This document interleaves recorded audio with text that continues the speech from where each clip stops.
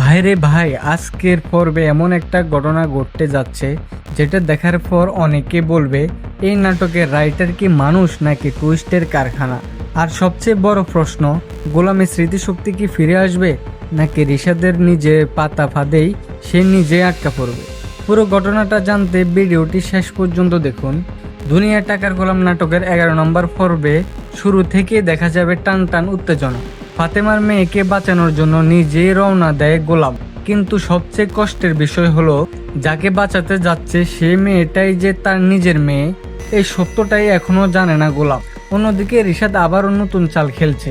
সে চায় শেহজাদ তার পদ থেকে সরিয়ে কার্মা গ্রুপ অফ কোম্পানির সবকিছু নিজের দখলে নিতে।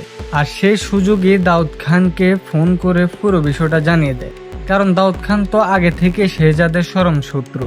ভাইরে ভাই, নিজের শত্রুর সাথে শত্রুর বন্ধুত্ব করাই তো রিশাদের নতুন ব্যবসা।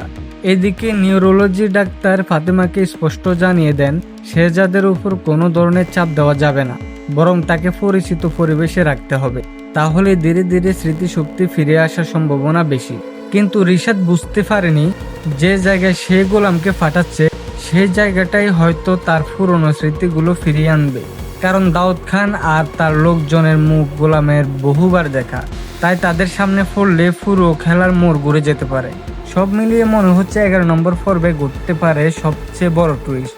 গোলামের স্মৃতি কি ফিরে আসবে নাকি রিশাদের সব পরিকল্পনা এক মুহূর্তে বেস্তে যাবে, সেটাই এখন দেখার অপেক্ষা।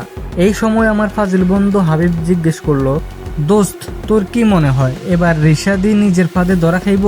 আমি বললাম, ভাই বেশি চালাক মানুষ শেষ পর্যন্ত নিজের বানানো শর্টকাট রাস্তাতেই গড়তে পড়ে। তো আপনাদের কি মনে হয় 11 নম্বর পর্বে গোলামের স্মৃতিশক্তি কি ফিরে আসবে নাকি সামনে আরো বড় কোনো টুইস্ট অপেক্ষা করছে? কমেন্টে জানান।